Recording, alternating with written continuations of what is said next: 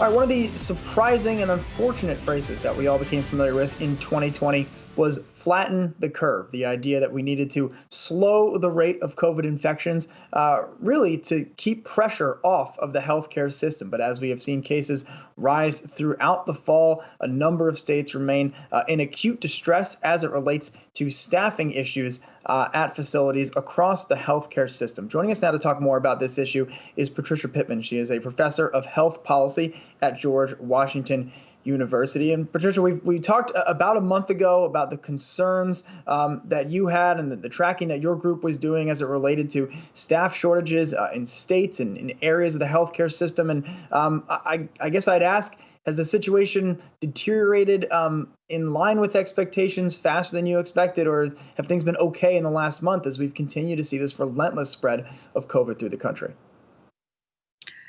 Well, I would say in general, things have proceeded exactly as expected. We were predicting this, and it has, in fact, come to play.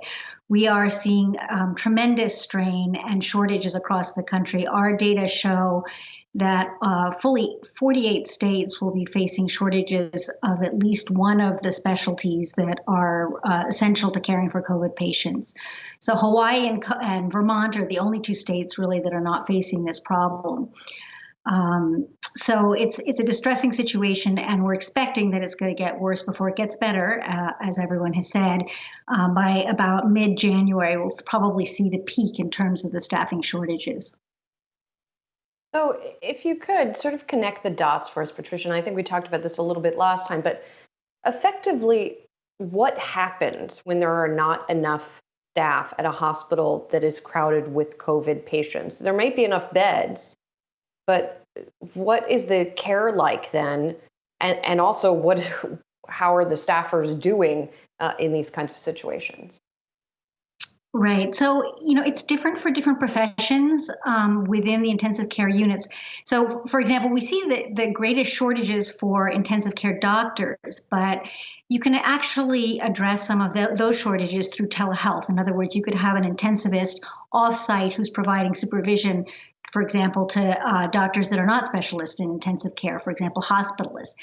But the real crunch comes with the nurses, because you have to be at the bedside to do nursing care for the most part, at least for the COVID patients. And so even though from a data perspective, we're seeing fewer shortages for nurses than for the doctors, it's actually a worse problem, because when it hits, there's really no alternative.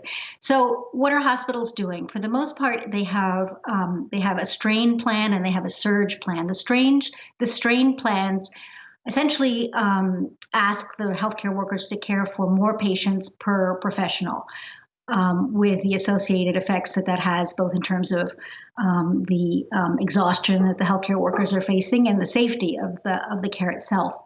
The surge plans, which come next, tend to move staff from one part of the hospital to the intensive care units. So, for example, they may call on staff that are in the operating rooms in different units and provide quick training and supervision for them to move into the ICUs, to the intensive care units. And again, there are a series of problems associated with that. Many nurses in particular are concerned about whether they can provide quality care and may not want to be doing that. They may not come to work. Nurses are also concerned about their own health, particularly older nurses, so they may be restraining from work. And then younger nurses often have kids at home, and we know that many schools are functioning remotely, and so many of those young mothers are having to stay home for that reason. So it's not a slam dunk that you can just move particularly nurses from ORs to the ICU. There are a lot of challenges with that, and so it's not ideal.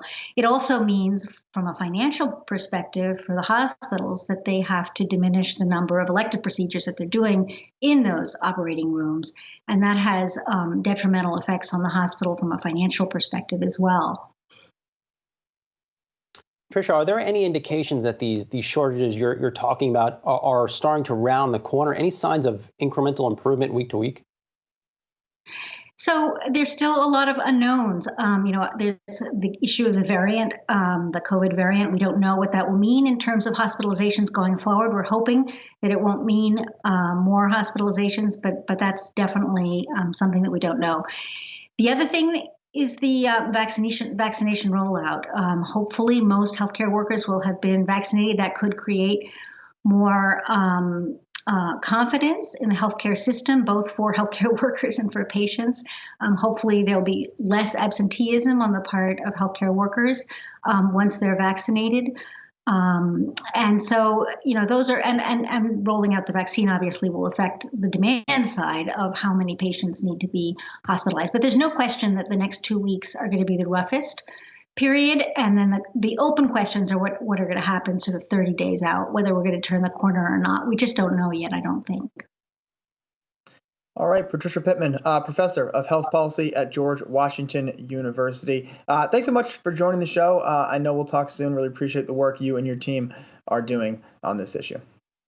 Thanks for having me.